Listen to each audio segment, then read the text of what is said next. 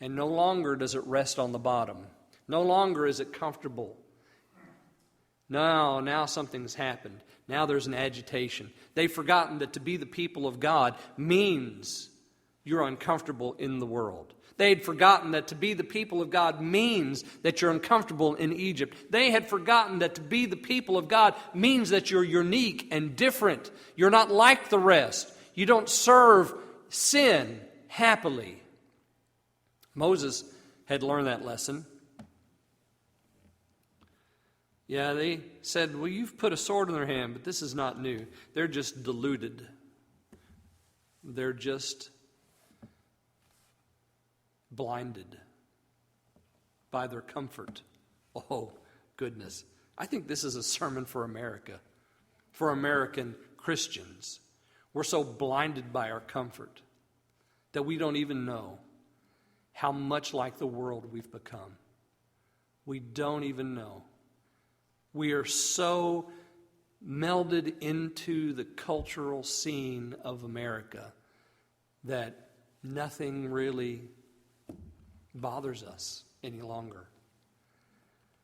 And there are so many people that aren't even born again, who are slaves to sin, and they don't even recognize that fact because the Christians around them are too. Doing the same thing. They don't see a difference. So Moses comes in and he's unknowingly, this was the Lord's plan. He knew what Pharaoh was going to do. And he said to Moses, I'm going to send you to Pharaoh and you're going to bring my people out. He didn't tell him all the in-between stuff.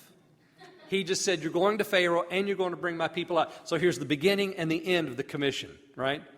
So Moses says, why have you so evil entreated this people? He has not evil entreated the people. He's not acted evil towards the people. But Moses is angry. He says, I see what's happened and where are you? You've evil entreated the people. And I'm going to say something else here. Ladies and gentlemen, there are so very many of us who are mad at God and who have walked away not praying this prayer.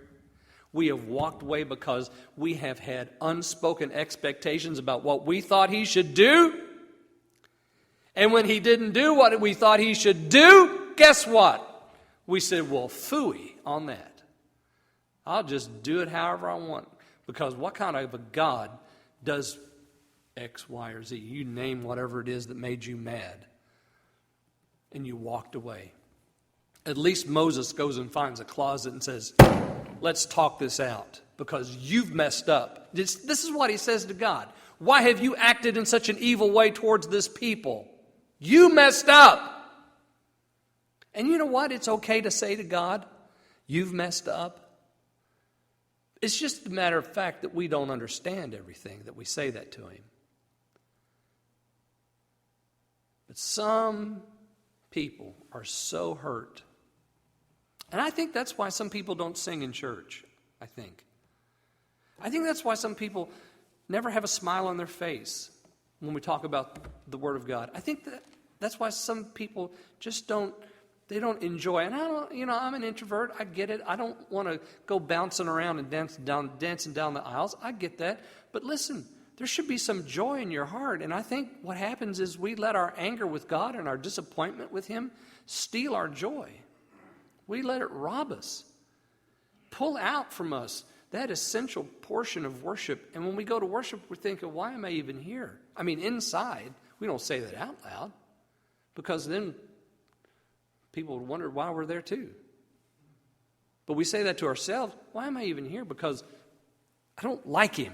Because He didn't do whatever it is that He didn't do.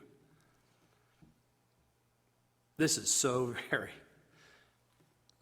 very contemporary, it's scary.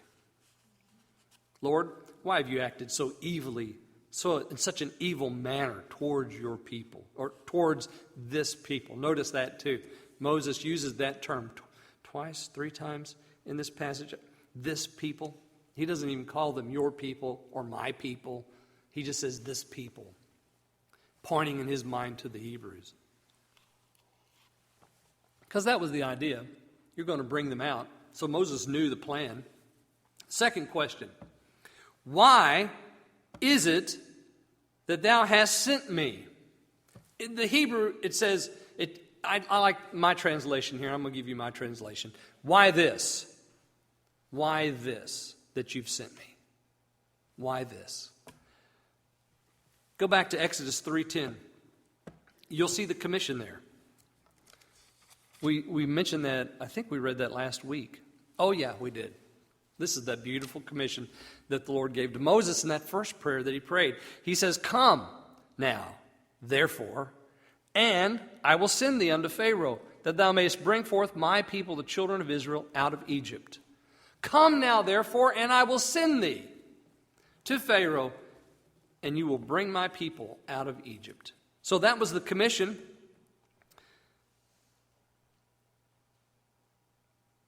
And Moses is now saying, why did you send me? Because you see, the outcome wasn't what Moses expected. Moses had heard him say, God said, I've heard the groaning of the people in Egypt, and I have now come down to deliver them. That was the expectation. He thought God was going to do it right then and there. As soon as they walked into Pharaoh, Pharaoh was going to go, okay, you guys go on. You need any help going? I'll help you go. Pharaoh didn't do that. Pharaoh laughed at him. He looked at his long list of gods on the wall, on his golden plaque on the wall. He says, I don't see that God on there. I don't know who that is. You guys are just fooling. You're making a mess. You're trying to take a vacation and get out of work. And guess what? You're going to work for us because we own you. That was what Pharaoh said. Moses goes back to the Lord and he says, why have you so evil and treated this people? And by the way, I told you I couldn't do this. Oh, and here's Moses' failure coming right back up in his face again. Right back up in his face again. Why this then that you sent me? Because see what happens when you send me? You see what happens when I'm involved? Failure happens. Oh, Moses was the meekest man. He had no confidence in himself. And then he complains. He says, there in verse 23, this is what Pharaoh has done. He said, for since I came to Pharaoh to speak in your name. So he points to himself. You sent me. I don't know why you sent me, but here's what's happened. Since I came to Pharaoh to speak in your name, guess what Pharaoh's done? He hath done evil to, here it is again, this people. He hath done evil to this people. Now, the next part is just like it, except opposite. Neither hast thou delivered thy people at all. So here's what Pharaoh has done. Pharaoh's done evil. Here's what you've done, nothing. Can I put it in the vernacular? You ain't done nothing. So I came, just like you said. I delivered the message, just like you said. And Pharaoh and you, Pharaoh by his actions, you by your inactions, have done evil to this people. Whew. Now, I want to ask you a question. Does it get any more honest than this? This is raw. This is tough stuff. This is right down where I live. But you see, the answer to the question of why have you sent me is right there in verse 23. Right there in verse 23 is the answer to the question. Why have you sent me? He sent you to Pharaoh so that Pharaoh would get all the people upset, get them understanding they don't belong there. This is not their home. The Egyptians never loved your smell. They never liked looking at you. They don't like where you live. They don't like what you do. They don't like you except for the fact that you're their slave. That's the only part of you that they like. And by the way, they'll kill you as soon as look at you, and they'll get another one to replace you. See, that's what Moses did. Why did you even send me? Why this? Why this, that you would send me? Here it is in 23. This is exactly why the Lord sent him, because he needed somebody to walk into Pharaoh's throne room and to get Pharaoh stirred up. Oh, and he did. Pharaoh said, here's the law now. no straw, but the tally of bricks is going to remain the same. Okay. So Pharaoh did something, the Lord didn't do something. Oh, and the Hebrew here in the last part of 23 is beautiful. There's a doubled word here. The word for deliver, it says, in the King James I read it, neither hast thou delivered. The Hebrew, if I were to translate this part of the passage, I would translate it, delivering you have not delivered. So there's a double emphasis on the delivering. In delivering, you have not delivered this people. So Moses is really upset. You told me you were going to deliver this people, and you haven't done it. So in delivering, you haven't done it. And so in delivering, you're not much of a deliverer, are you? That's the idea. Okay. And it's doubled, and when you have a doubled idea like that in Hebrew, there's emphasis placed on it. And for Moses, this is the nut of the problem. You said you were going to deliver the people. What kind of a deliverer doesn't deliver people? Mad at God. You ever been there? Ever had your expectations pop? Bust? Because they were unspoken expectations? Oh, those are dangerous. With a big duh at the front of that. Dangerous. Unspoken expectations. Moses goes in with his unspoken expectation. He heard the Lord say he's going to deliver. But now look at this mess. Pharaoh's angry. The people are angry. Now Moses is behind. I didn't want to come here to start with because I'm a failure. And now he's all mad and they're mad and I'm mad. And what are you doing? You're not delivering anybody.